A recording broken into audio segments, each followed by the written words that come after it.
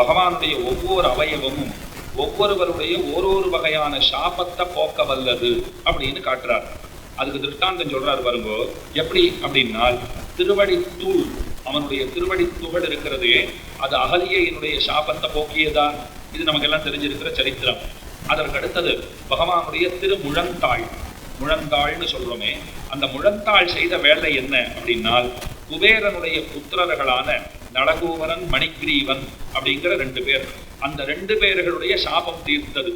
மருதமரமா அந்த 2 பேர் மருதமரங்களா நின்றுட்டு இருந்தா, யசோதை என்ன பண்ணிட்டா, பெருமானை கொண்டு போய் ஒரு உரலிலே கட்டி போட்டாள். பகவான் அந்த உரலோட சேர்த்துன்னு அந்த முழந்தாளிட்டு கொண்டுதான் அங்க போனார், தவழ்ந்துட்டே தான் அங்க போனார். அப்ப திருவடி துகள் அகல்யனுடைய சாபத்தை போக்கியது, முழந்தாள்கள் குபேர புத்திரர்களுடைய சாபத்தை போக்கியது. திருத்துடைகள், பெருமானுடைய தொடைகள் இருக்கே, அது மது கைட்டவர்களுடைய சாபம் தீர்த்தன.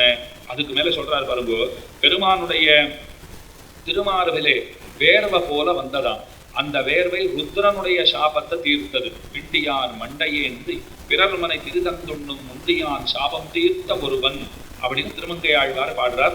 பதரிகாசிரம கஷேத்திரத்துக்கு போனாலும் அந்த சரித்திரத்தை தான் சொல்றா. சிவனுக்கே கபாலின்னு பேரு. ஏன்னா பிரம்மா சொல்லிட்டார், கபாலித்வம் பவிஷ்யசின்னுட்டார். பிரம்மாவனுடைய ஒரு தலையை சிவன் கிள்ளிட்டார். கிள்ளினதுனால அந்த தலை கையிலேயே ஒட்டிண்டு, கையிலேயே தலை ஒட்டிண்டு இருக்கிறதுனால சிவன் பெருமானிடத்துல பிரார்த்தனை பண்ணினார். பரமசிவனார் பிரார்த்தனை பண்ணின உடனே தம்முடைய அந்த வியர்வையினாலேயே பெருமானவனுக்கு அனுகிரகத்தை பண்ணி அவனுடைய கையிலிருந்து, பரமசிவனார் கையிலிருந்து அந்த தலை விடுபட்டு போகும்படி செய்தார். அப்ப பெருமானுடைய திருமார்பினுடைய வேர்வை, அவனுடைய வேர்வை இருக்கிறதே, அது பரமசிவனாருடைய சாபத்தை தீர்த்தது. இந்த கதையை சொல்றார். அதற்கடுத்தது துர்வாசருடைய சாபம் இருக்கிறதே, அது மார்பில் இருப்பவளாலே தீர்ந்தது. துர்வாசா சாபம் கொடுத்துட்டார் தேவேந்திரனுக்கு. அந்த சாபம் யாராலே தீர்ந்ததுன்னா, திருமார்பிலே இருக்கிற பிராட்டியாலே தீர்ந்தது.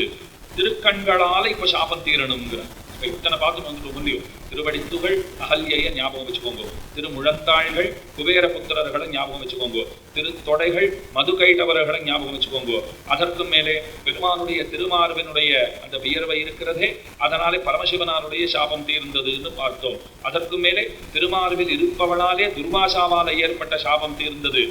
எங்களுடைய சாபம் பெருமானே உன்னுடைய கடைக்கண் பார்வையாலே தீர வேண்டும் என்று பகவானிடத்திலே பிரார்த்தனை செய்கிறார்கள். செங்கண் சிரிச்சிறிதே எம்மேல் விழியாவும் திங்களும் ஆதித்யனும் எழுந்தார் போல் அங்கன 2 கொண்டு எங்கள் மேல் நோக்குதியே.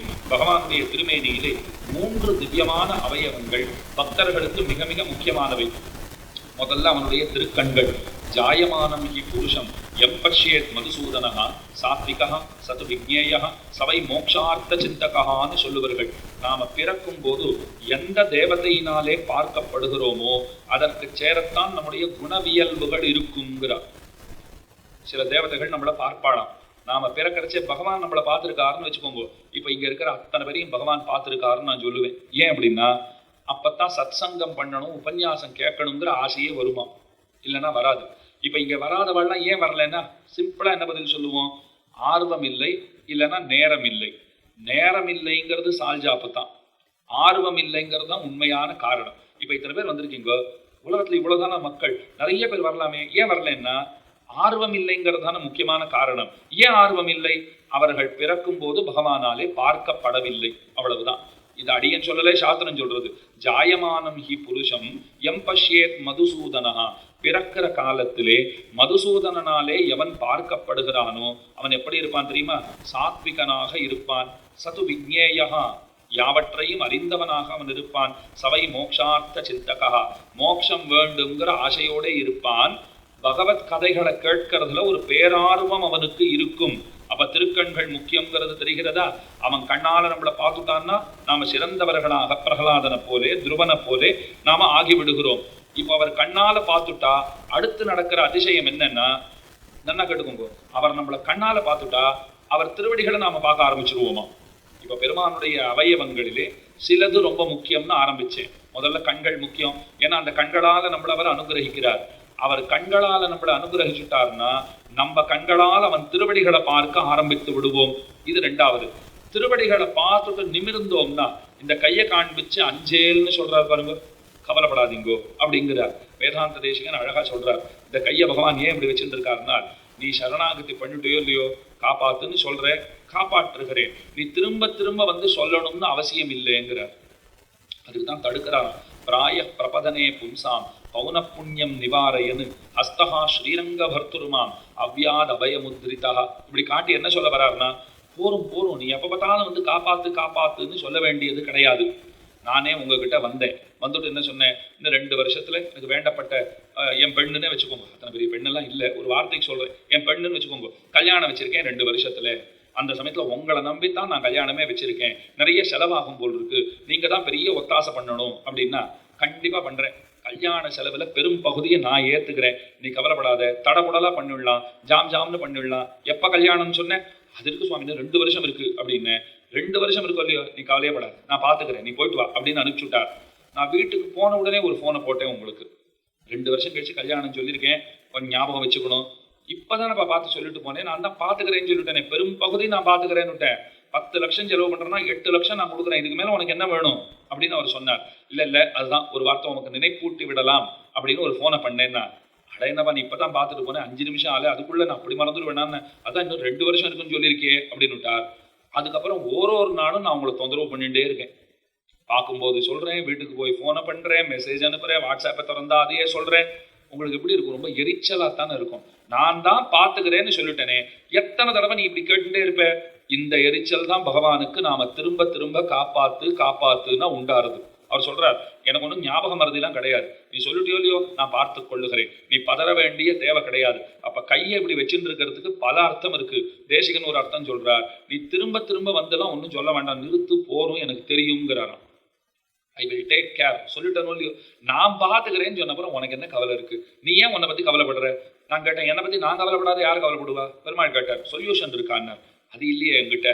அப்பவர் உங்ககிட்ட சொல்யூஷன் கிடையாது, கவலை மட்டும்தான் இருக்கு, என்கிட்ட சொல்யூஷன் இருக்கு அப்படின்னார். இன்னொன்னு நான் வேடிக்கையா சொன்னேன், என்கிட்ட எந்த கவலைக்கும் சொல்யூஷன் கிடையாது சுவாமி, ஆனா இருக்கிற எல்லா சொல்யூஷனுக்கும் என்கிட்ட கவலை உண்டு. நாம் அப்படித்தான் இருந்துட்டு இருக்கோம். நம்ம கிட்ட இருக்கிற கவலைகளுக்கு சொல்யூஷன் வச்சுட்டு இருக்கோமான்னா அதெல்லாம் கிடையாது. ஆனா எத்தனை தீர்வுகள் உண்டோ அத்தனை தீர்வுகளுக்கும் சேர்த்து வச்சு கவலைகளை வச்சுட்டு இருக்கோம். இதுதான் நம்ம நிலைமையா இருக்கு. அப்ப நாம செய்ய வேண்டியது பகவானை நம்புறது ஒன்றுதான். அவர் கரங்களை பார்த்துட்டோம், அபயம் கொடுத்துட்டார்னா அதிலே நாம் நம்பிக்கை வைக்க வேண்டும். அவன் ரட்சிப்பான்கிற உறுதியான எண்ணம் இருக்கிறது பாருங்கள், அது ரொம்ப ரொம்ப தேவையானது. அப்ப பெருமானுடைய திருக்கண்கள் முதல்ல முக்கியம். அந்த கண்களால அவர் நம்மை பார்க்கிறார், குளிர நோக்குகிறார். त्वदीक्षण सुधा सिंधु वीचि विक्षेप शीकरैहि कारुण्य मारुता नीतैहि शीतलैर अभिषिञ्चमाम. ரொம்ப ஆச்சரியமா திருக்கச்சி நம்பிகள் பாடுறார். தேவப்பெருமாளை பார்த்து சொல்றார், உம்முடைய கண்களால நம்ம நன்னா நீராட்டி அருள வேண்டும்ங்கிறார். கண்களால பார்த்து என்னை அப்படியே குளிப்பாட்டினா போல பண்ணிட்டாயானால் இந்த சம்சாரமாகிற தாப்பத்திலிருந்து வெப்பத்திலிருந்து நான் விடுபட்டு விடுவேன் அப்படிங்கிறார். ஹஸ்தீஷ தவ திருஷ்டியமிருத விருஷ்டிபிர் ஆபஜேதாகான்னு கூறத்தாழ்வான் வரதராஜஸ்தவத்துல பாடுறார். பெருமானே, தேவப்பெருமானே, உம்முடைய திருக்கண்ணோக்கம்ங்கிறது இருக்கேன், அந்த அமிர்த தாரை அதிலே நான் நனையப்பெற வேணும் அப்படிங்கிறார். அவ பெருமான் நம்மளை பார்க்கிறார்னா உடனே நாம அவர் திருவடிகளை பார்க்கிறோம். திருவடிகளை பார்த்துட்டு நிமிந்தா வைத்து அஞ்சேல் என்ற கை, இப்படி கையை காண்பிச்சு நீ பயப்படாதே என்று பெருமான் நம்மை பார்த்து சொல்லுகிறான் இல்லையோ, அதைத்தான் இந்த பாசுரத்தாலே வேண்டுகிறார்கள். எங்கள் மேல் சாபம், எங்க மேல இருக்கக்கூடிய சாபம். இவாளுக்கு என்ன சாபம்? துர்வாசா வந்தாரா, சாபம் கொடுத்தாரா? விஸ்வாமித்திரர் வந்தாரா, சாபம் கொடுத்தாரா? இந்த பெண்களுக்கு என்ன சாபம் இருக்கக்கூடும்னால், பகவானை அடையலைன்னாலே ஏதோ ஒரு தடை இருக்கு, அந்த தடையத்தான் சாபம்ங்கிறார். பெருமானை நாம் அடையலைன்னா ஏன் அடையல, ஏதோ ஒன்று தடுக்கிறதோ இல்லையோ, அதுவே சாபம். அந்த சாபம் யாரால் தீரும்? பகவானால் தான் தீரும். அதனாலே பெருமானி நீர்தான் அனுகிரகிக்க வேண்டும் என்று எம்பெருமானிடத்திலே அவர்கள் வேண்டுகிறார்கள். இந்த இடத்துல சொல்லத்தக்க அருமையான விஷயங்கள் உண்டு, அது சொல்றேன் பாருங்க. இப்போ ஸ்ரமணி விதுர ருஷி பத்னிகளை பூத்தராக்கின புண்டரீகாட்சன் நெடுநோக்கு சாபமிழிந்தென்ன பண்ணுமிரே. ஆச்சாரிய ஹிருதயம்னு ஒரு கிரந்தம் இருக்கு, அதுல அழகிய மணவாள பெருமாள் நாயனார் ரொம்ப அழகா சொல்றார். ஸ்ரமணி விதுர ருஷி பத்னிகளை பூத்தராக்கின புண்டரீகாட்சன் நெடுநோக்கு. வரிசையா சொல்றேன் பாருங்க. ஸ்ரமணி அப்படின்னா யாரு? சபரி. ஸ்ரீராமாயணத்துல சபரின்னு சொல்றோம் இல்லையா, அந்த சபரி என்ன பண்ணினால், மதங்க மகர்ஷியின் இடத்துல நிரம்ப கைங்கரியங்கள் எல்லாம் பண்ணினான். வடதேசங்கள்ல ஒரு கதை சொல்றா. சபரின சபர ஜாதியிலே பிறந்தவள், வேட்டுவ சாதியிலே பிறந்தவள். அவ பிறந்ததுலேருந்து நல்ல குணத்தோட தான் இருந்தா, குணமெல்லாம் இருந்துட்டா பெருசா அழகிராதுன்னுவா. அழகு இருக்கிற இடத்துல குணங்கள் இருக்கிறது ரொம்ப கடினம்தான். ஏன்னா அழகு இருக்கிறதே காரணமா ஒரு செருக்கு வந்துடுமா. அழகு இப்போ என்கிட்ட கேட்டா நான் அழகா இருக்கணும்னா, ஆனா செருக்கு இருக்கும் இல்லையோ, அழகுக்கும் செருக்குக்கும் சம்பந்தம் இல்லைன்னு வச்சுக்கோங்க இப்போ. ஆனா அழகுன்னு ஒண்ணு இருந்துடுத்தனால் ஒரு செருக்கு வருவதுங்கிறது இயல்பு தானே. அந்த இயல்போடு அந்த செருக்கு வந்துடும். அப்ப குணம் இருக்குன்னு வச்சுக்கோங்க, நிறைய குணங்கள் இருக்கு. நல்ல பெண்ணு இப்ப பல இடங்கள்ல அதான் சொல்லுவா. பொண்ணு பார்க்க போறச்சு என்ன சொல்லிடுவா, இந்த மாதிரி பெண் இப்படி இருக்கா அப்படி இருக்கான்னெல்லாம் பார்க்காது, தங்கமான பெண் குழந்தை இந்த மாதிரி ஒருத்தர் கிடைக்கவே மாட்டாள். அதனால நிச்சயமா நீ கல்யாணம் பண்ணிக்கோ, நான் சொல்றத கேளு அப்படின்னு பெரியவா சொல்லியிருப்பா. இப்போ நீங்க நினைச்சு பார்த்தோம்னா கூட எத்தனை உண்மையை எவ்வளவு அழகா சொல்லியிருக்கா அப்படிங்கிறது நினைவிற்கு வருகிறதோ இல்லையோ. இப்ப நமக்கு எதிர்பார்க்கு இருக்கா போல அவளுக்கு இருக்காதா? நல்லா கவனிச்சு பாருங்க. ஒரு அன்பர் கல்யாணம் பண்ணிக்கோன்னா எந்த பெண்ணை பார்த்தாலும் இந்த பெண் வேண்டாம், இந்த பெண் வேண்டாம், எனக்கு இவ சரியில்லை, அவ சரியில்லை, அவ சரியில்லை, இவ சரியில்லை, எனக்கு இப்படி இல்லை அப்படி இல்லை சொல்லிட்டே இருந்தார். கடைசியில ஒரு பெண்ணு அவருக்கு பிடிச்சி போச்சு, எனக்கு ரொம்ப பிடிச்சிருக்கு அப்படின்னார். அவ சொன்னா எனக்கு ஏற்ற மாதிரி இவர் இல்லைன்னுட்டான். இவர் பாக்குறவாள்லாம் தனக்கேத்தா போல இல்லைன்னு சொல்லிட்டே வந்தார். ஒரு பெண் பிள்ளை எனக்கேத்தா போல இவர் இல்லைன்னுட்டா. இன்னொன்னு வேடிக்கையா நான் சொல்றேன் பாருங்க. ஒரு அன்பர் கல்யாணம் பண்ணிட்டார், சில ஆண்டுகள் போச்சு, அப்புறம் மனைவியோட ஏதோ மனக்கசப்பு, ஒரு டிவோர்ஸ் பண்ணிட்டார். அதுக்கப்புறம் திரும்பவும் கல்யாணம் பண்ணிக்கணும்னு ஆசைப்பட்டார். யாரையாவது கல்யாணம் பண்ணிக்கலாம் அப்படின்னு 1-2 வருஷம் கழிச்சு, சரி எந்த மாதிரி பெண் வேண்டும், அதுக்கு தான் மேட்ரிமோனியல் சைட்டுலாம் வச்சிருக்காள் இல்லையோ, அதுல போய் இவர் எந்த மாதிரி எல்லாம் பெண் வேணும், அவ இப்படி இருக்கணும் அப்படி இருக்கணும், இந்த குணம் இருக்கணும் அது இருக்கணும் வரிசையா போட்டுட்டே வந்தார் பாருங்க. அவர் எவ்வளவு டிவோர்ஸ் பண்ணாரோ அவ போட்டோவே அது காண்பிச்சுது. அப்ப அவளோடய சேர்ந்து இருந்திருக்கலாம் இல்லையோ. இந்த மாதிரிலாம் கூத்துங்கிறது நடக்கும். இந்த சபரிங்கிறவ பிறந்தாள், அத்தனை அழகா இல்லை. அவள் அழகா இல்லைங்கிறதே காரணமாக பலராலும் அவள் வெறுக்கப்பட்டாள். இதுதான் ரொம்ப தப்பு. குணத்தை பார்த்து ஒருத்தரை நாம எடை போடணுமே தவிர நிறத்தையோ வெளித்தோற்றத்தையோ பார்த்து எடை போடுவதும் மதிப்பதுங்கிறது அதை போல ஒரு கொடுமை, அதை போல ஒரு அநியாயம் இன்னொன்னு இருக்கவே முடியாது. சபரி பாவம், அதனால ரொம்ப கஷ்டப்பட்டா. வீட்லயே எல்லாரும் என்ன பேசிட்டு இருந்தா, இவளை யார் கல்யாணம் பண்ணிக்க போறா, இப்படியே தான் இருக்க போறா அப்படின்னு எல்லாம் பேசிட்டு இருந்தா. கடைசியில ஒருத்தன் கிடைச்சுட்டான், கல்யாணம் பண்ணி வச்சுட்டு வீட்டுல இருக்கிறவா சொல்லிட்டா, எங்க பாடு தீர்ந்தது, அவனோட இனிமே குடுத்தனம் பண்ண வேண்டியது உன் பொறுப்பு அப்படின்னா. அவன் முதல்ல சரியா பார்க்கல, கல்யாணம் பண்ணிட்ட அப்புறம் தான் பார்த்தான். பார்த்த உடனே அம்மா உன்னோட என்னால வாழ முடியாது, நீ எப்படியேனும் போ அப்படின்னு சொல்லிட்டு அவனும் விட்டுட்டு ஓடி போயிட்டான். குடும்பத்தினராலே பெற்றோராலே கைவிடப்பட்டாள், கைப்பிடித்தவனாலும் கைவிடப்பட்டாள். அதற்கு மேல ஏதோ மகர்ஷிகள் ஆசிரமங்கள்ல போய் தன்னால் என்ற தொண்டுகளை எல்லாம் செய்யறா. இங்கதான் வேதனையினுடைய உச்சமே இருக்கு. என்னன்னா, அந்த மகர்ஷிகள்லாம் பார்த்துட்டு என்ன சொன்னா, உன் மூஞ்சியை பார்த்தாலே ரொம்ப அருவருப்பா இருக்கு, எங்கள் ஆசிரமங்களிலே வந்து இந்த மாதிரி நீ பணிவிடை எல்லாம் செய்ய வேண்டாம், நீ விலகிப்போ தூர போனுட்டா. மதங்க மகர்ஷி ஒருவர் தான் அந்த பெண்ணை அரவணைத்தார். அவர் சொன்னார், எனக்கு பெண்ணில்லாத குறை தீர பகவான் உன்னை பெண்ணா கொடுத்திருக்காருன்னு நான் நினைக்கிறேன், நீ என் கூடவே இரு, உன்னால் என்ற கைங்கரியங்களை எல்லாம் பண்ணி கொண்டிரு அப்படின்னு சொல்லிட்டார். ஒரு கட்டத்துல மதங்க மகர்ஷி வானுலகம் நோக்கி போகிறார். அவர் கிளம்பிட்டார், வைகுண்டத்துக்கு போறேன்னு கிளம்பிட்டார். கிளம்பினாரோ இல்லையோ, அந்த சந்தர்ப்பத்துல பாருங்க இவ்வளவு நானும் வரேன்னு வந்தா. அப்பதான் அவர் சொல்றாரு, இல்ல இல்ல நாங்கள்லாம் பகவானை நாடி போகிறோம், உன்னை நாடி பகவானே வருவதாக இருக்கிறார், அது வரைக்கும் காத்திருப்பாய் அப்படின்னு சொல்லிட்டு அவர் கிளம்பிட்டார். அன்றிலிருந்து ஓரோரு கணமும் பகவானையே அவள் எதிர்பார்த்து காத்திருந்தாள். பம்ப கரையில தனியாத்தான் இருக்கா, தனியாத்தான் அவள் வசிக்கிறாள். இன்னைக்கும் அந்த இடம் கிஷ்கிந்தைக்கு போனீர்களானால் கர்நாடக தேசத்துல ஹம்பிக்கு பக்கத்துல எவ்விடத்திலே சபரியினுடைய ஆசிரமம் இருந்ததோ அந்த இடம் இன்னைக்கும் ஏகாந்தமா தான் இருக்கு, இன்னைக்கும் ஒரு தனி இடமா தான் இருக்கு. அந்த இடத்துல வசித்து வந்தாள். ஓரோரு கணமும் பகவானை எதிர்பார்த்து காத்திருந்தாள். நான் உங்களையே வேடிக்கையா ஒரு கேள்வி கேட்கிறேன். ராத்திரி நீங்க வீட்டுல தனியா இருக்கீங்க, யாருமே இல்லை. அப்போன்னு பார்த்து ஒரு காத்தடிக்கிறது. காத்தடிக்கும் போது அங்க நிறைய திரைச்சீலை எல்லாம் ஜன்னல் எல்லாம் தொங்க விட்டுருப்போம் இல்லையா, அது இப்படி அப்படியுமா அசையுது. அதுல ஜன்னல் வேற படார் படார் படார்னு அடிச்சுக்கிறதுன்னா நம்ம ஹாரர் ஸ்டோரி சொல்றா போல ஆரம்பிச்சிருக்கணும். இல்லை இது சொல்லும் போது இப்பவே பயமா இருக்கு, ஐயோ அந்த மாதிரிலாம் ராத்திரியில் நடந்தா எனக்கு ஹார்ட் அட்டாக்கா வந்துடும் சுவாமி, நீ அதெல்லாம் சொல்லாதையும் அப்படின்னு சொல்லிடுவீங்க. அந்த சமயத்துல தட தட தடன்னு ஒரு காலடி சத்தம் வேற கேட்டுதுன்னா எனக்கோ உங்களுக்கோ என்ன தோன்றும்? எவனோ வந்துட்டான், யாரோ திருடம் வந்திருக்கான் போல் இருக்குன்னு தானே தோன்றும். அவளை பாருங்க, சபரி பாருங்க, ஏதாவது காய்ந்த இலை சருகெல்லாம் கீழே விழர்ந்ததுன்னா சரசரன்னு சத்தம் கேட்கும் பாருங்க, அவளுக்கு என்ன தெரியுமா தோன்றுமா? ராமன் வந்து விட்டான்னு தோன்றுமா. இங்கதான் நான் சொல்றேன் உங்களுக்கு, நமக்கு தடதடன்னு சத்தம் கேட்டா திருடம் வந்துட்டான்னு தோன்றுறது, அவளுக்கு சரசரன்னு சத்தம் கேட்டா ராமன் வந்துட்டான்னு தோன்றுறது. என்ன தோன்றதோ அதுதான் நடக்கும். அவ ஆசைப்பட்டபடி ராமன் வந்துட்டார், நீங்க ஆசைப்பட்டபடி திருடன் வந்துருவார், அவ்வளவுதான் விஷயம். ஏன் நாம யாராவது தடதடன்னு சத்தம் கேட்டா ராமன் வந்திருக்காருன்னு நினைச்சிருக்கோமா? ஏன் நினைப்பு வரலன்னா நமக்கு நன்னா தெரியும், அந்த அளவுக்கு நாம வர்த்து இல்லைன்னு நமக்கு தெரியும். ராமன் வர அளவுக்கு நான் என்ன பெரிய புண்ணியாத்மாவா, என்னை தேடி திருடர் தான் வருவார், கண்டிப்பா வந்துருவார். அதே அவ பாருங்க, காய்ந்த இளசரகெல்லாம் விழுந்துருத்துனா ராமன் வருகிறானான்னு காத்திருக்கிறாள். ராமன் வரவும் செய்தார் ஒரு நாள். 2 பேருமா வந்துட்டா. ராமன் கேட்ட முதல் கேள்வி என்ன தெரியுமா? சபரியை பார்த்துட்டு, கோபம் எல்லாம் குறைஞ்சிருக்கா, ஆகாரத்தை எல்லாம் குறைச்சுட்டியா, இதைத்தான் கேட்கிறார். யாராவது இப்படி கூட கேட்பாளா? சுவாமி சாப்பாடெல்லாம் குறைச்சிட்டீரா சுவாமின்னா, நான் உங்களை பார்த்து நீங்களா போடுறீங்களா? நான் ஏதோ சாப்பிட்றேன், எங்கள் அம்மா பண்ணி போடுறான், நான் சாப்பிட்றேன், உங்களுக்கு என்ன குறையா போச்சு? உங்கள் காட்டில் வந்து சாப்பிட்டு நான் நிறைய சாப்பிட்டு நீங்கள் கேட்டால் கூட தேவலாம். ஒரு நாளும் நீங்களும் கூப்பிடல, நானும் வரலை. அப்படி இருக்கும்போது என்னத்துக்கு இன்னமும் இப்போ இன்னும் சாப்பாடெல்லாம் குறைஞ்சி விடுத்தான்னு ஒரு கேள்வி உண்டா சுவாமி? அநியாயமாக இருக்கு இதுன்னா.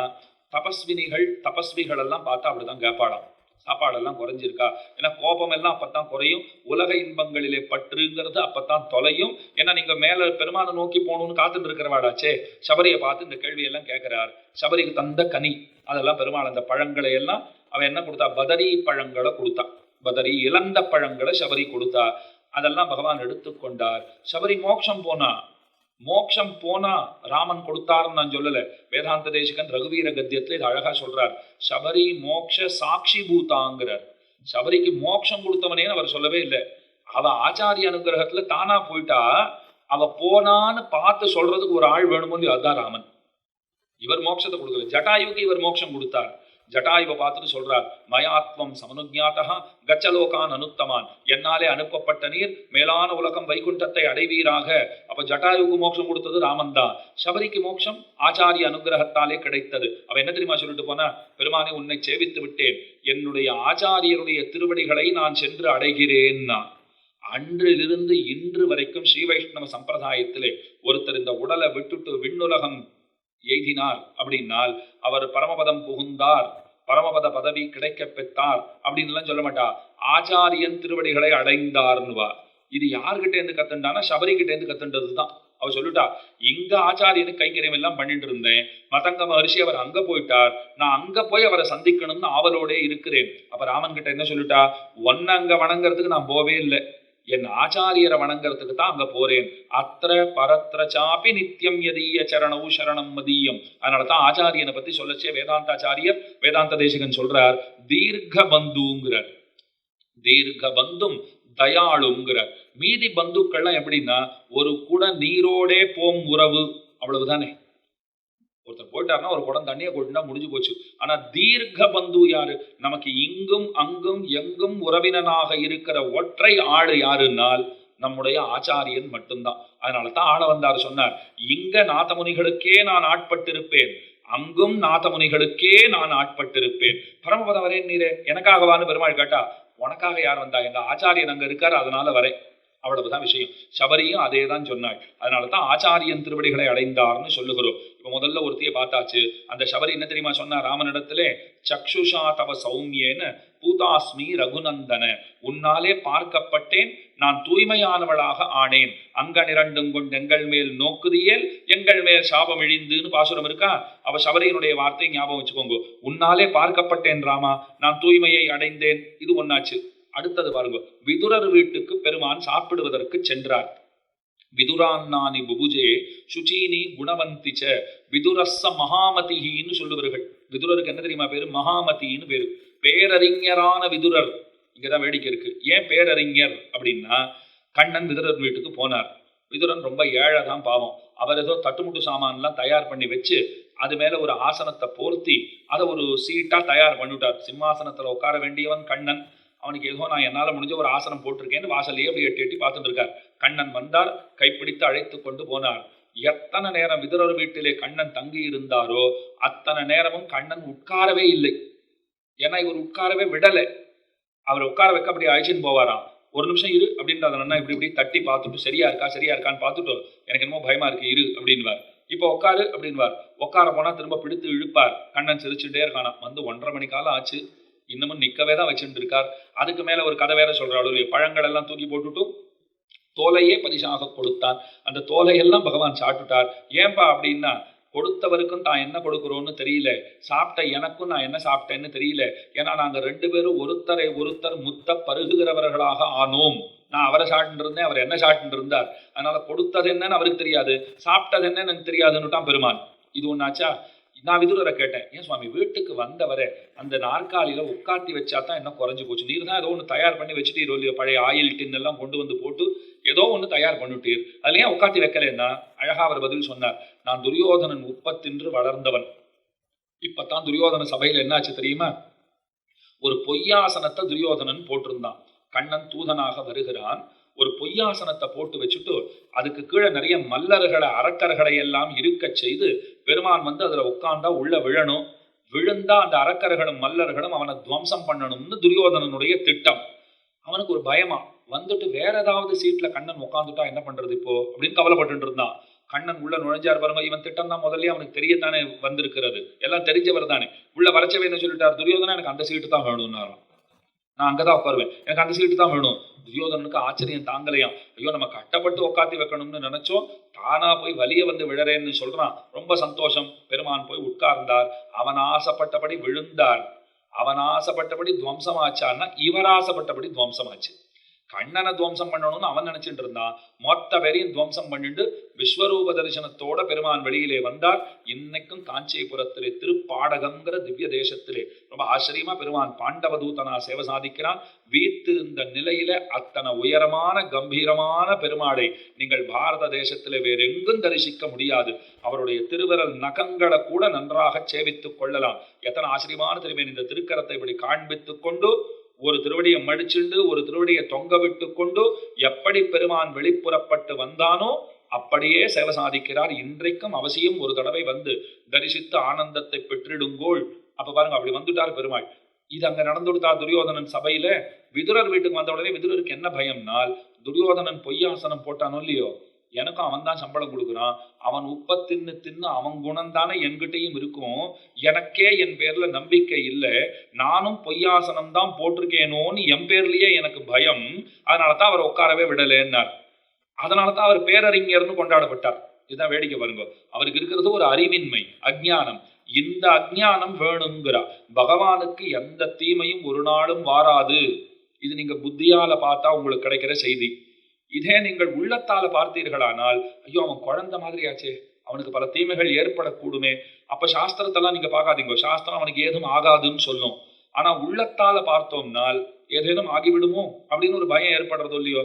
இப்போ நானே வெளியில கிளம்புறேன்னா எங்க அம்மா என்ன சொல்லி அனுப்புவா, பத்திரமா போயிட்டு வா, ரோடு கிராஸ் பண்ணச்செல்லாம் ஜாகிரதை. ஏன் எனக்கு தெரியாதாது? இத்தனை வயசு ஆறுது, வெளியில போறோம்னா நம்ம பார்த்து தான் சாலையை இந்த பக்கம் அந்த இல்ல அவ சொன்னதுனால தான் நம்ம பார்க்க போகிறோமா? அவர்களுக்கு அப்பதான் ஒரு திருப்திங்கிறதே ஏற்படுறது இல்லையா, ஒரு சந்தோஷங்கிறது ஏற்படுறது. நாமே கூட பாருங்க, வெளியில போச்சு பத்ரம்ங்கிறோம் அப்படின்னா என்ன அர்த்தம்? எல்லாம் தெரியாது சுவாமி, எங்க அம்மா சொன்னா பாட்டி சொன்னா எல்லாம் சொல்லிட்டு இருக்கா, நானும் சொல்லிட்டு இருக்கேன். பத்ரம்னா மங்களம்னு அர்த்தம். ஒருத்தர் கிளம்புறச்சேவே நாம ஏன் பத்ரம்னு சொல்றோம்னா, போகிற காரியம் வெற்றி உண்டாகட்டும், மங்களம் உண்டாகட்டும் அப்படின்னு அர்த்தம்.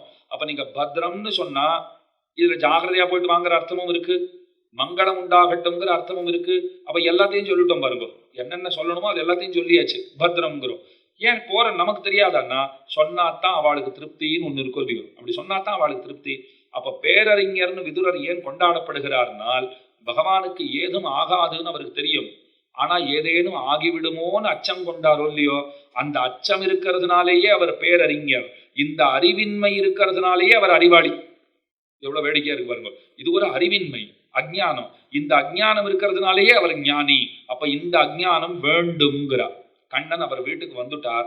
வந்தவரை பார்த்துட்டு அவர் சொல்றார், முன்னமே துயின்னருடைய முது பயோததியோ, பன்னகாதி பாயலோ, பச்சை ஆலிலையோ, சொன்ன நால்வகை சுருதியோ கருதினி, பச்சை ஆலிலை சுருதியோ கருதினி எய்தற்கு என்ன மாதவம் செய்தது இச்சிறுகுடில் என்றான். வில்லிபுத்தூரார் தம்முடைய பாரதத்துல பாடுறார். முன்னமே துயின்னருடைய முதுபயோததியோ, என்ன திருப்பார்கடல் மாதிரியா என் வீடு, பன்னகாதி பாயலோ, அதுக்கு மேல கேட்கிறார், ஆதிசேஷனாகிற படுக்கையா என் வீடு, பச்சை ஆலிலையோ, ஒரு சின்ன ஆலிலையில் சயனித்தவன் நீ, என் வீடுன்னு அந்த ஆலிலைக்கு சமானமா, சொன்ன நால்வகை சுருதியோ, 4 வேதங்களிலே உரைபவன் நீ, என் வீடுன்னு 4 வேதங்களுக்கு சமமானதா, கருதி நீ எய்தற்கு, நீ ஆசைப்பட்டு இங்கே வருவதற்கு என்ன மாதவம் செய்தது இச்சிறுகுடில் என்றான். என் வீடு என்ன பாக்கியம் பண்ணித்தோ தெரியலையே அப்படிங்கிறான். அங்க சாப்பிட்டுட்டு பெருமாள் திரும்பவும் துரியோதனனை பார்க்கறதுக்குன்னு போனாரா. துரியோதனன் ஏக கோபத்துல இருந்தான். போயும் அவன் தாழ்ந்தவன். அவன் வீட்டுல போய் அந்த வேலைக்காரி பிள்ளை வீட்டுல போய் நீ சாப்பிட்டுட்டு வந்திருக்கியே, கிமர்த்தம் புண்டரீகாட்ச புக்தம் ருஷல போஜனம். அவன் கேட்கறத பாருங்க, கோபத்தோட கேட்கறானா. முட்டாளேன்னு சொல்லணும்னு ஆசைப்படுறான் பெருமானை பார்த்துட்டு. கோபத்துல பேசுறச்சு என்ன தெரியுமா சொல்லிட்டான், கிமர்த்தம் புண்டரீகாட்சங்கிறான்.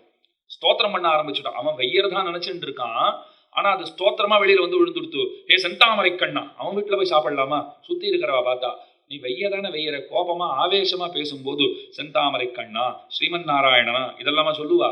அட அடி முட்டாளே, உனக்கு ஏதாவது அறிவு இருக்கா? அங்க போய் தின்னுட்டு வருவியான்னு தானே இவன் கேட்கணும் இப்போ. ஆனா அப்படிதான் கேட்கறதா அவன் நினைச்சுட்டு இருக்கான்.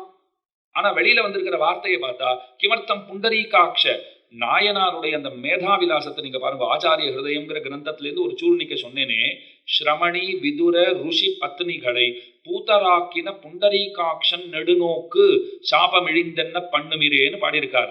இந்த வாக்கியங்கள் எப்படி அமைச்சிருக்காரு பாருங்க. பூத்தராக்கின, பூதாஸ்மி ரகுநந்தனன்னு சபரி சொன்னா, அங்கேருந்தே எடுக்கப்பட்ட வார்த்தை.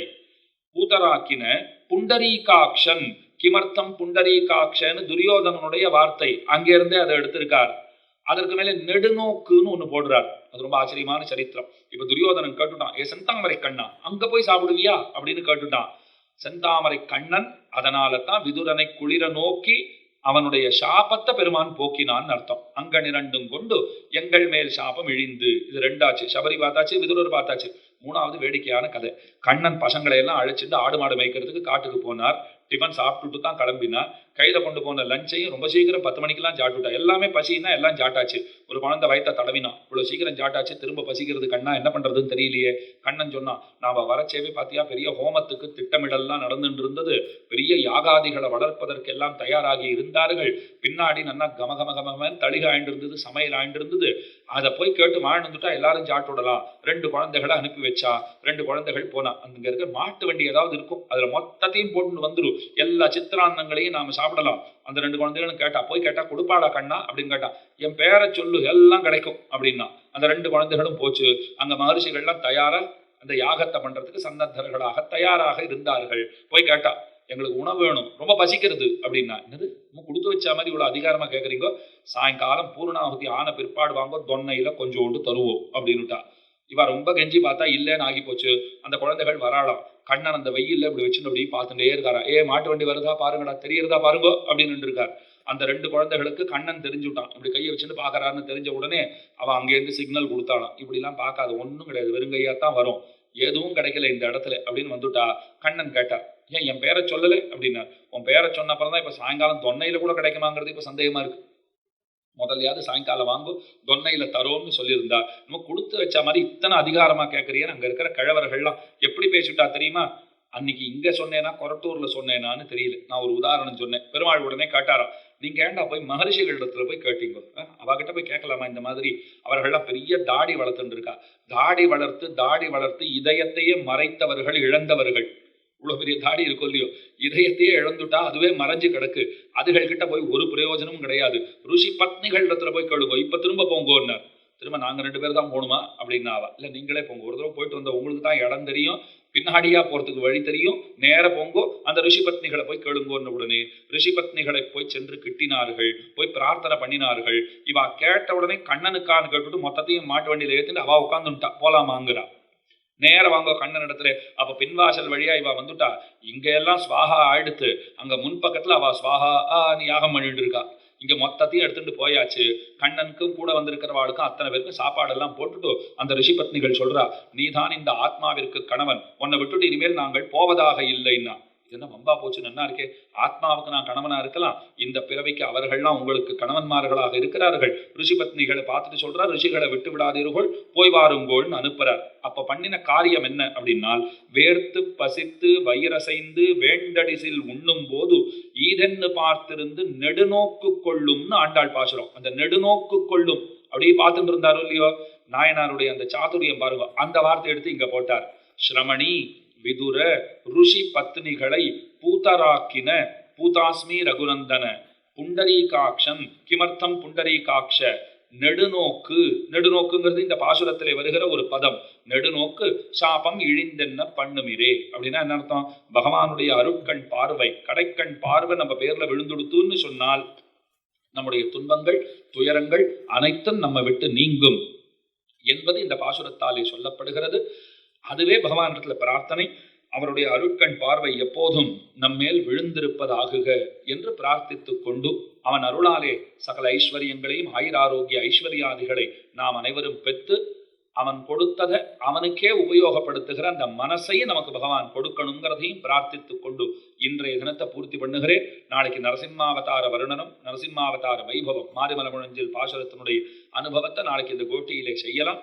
அனைவரும் வந்திருந்து நடத்தி தர பிரார்த்தித்துக் கொண்டு இன்றைய பாசுரத்தை அனைவரும் சேர்ந்து அனுசந்திக்க வேண்டுமாய் கேட்டுக்கொண்டு அமைகிறேன். அடியேன்.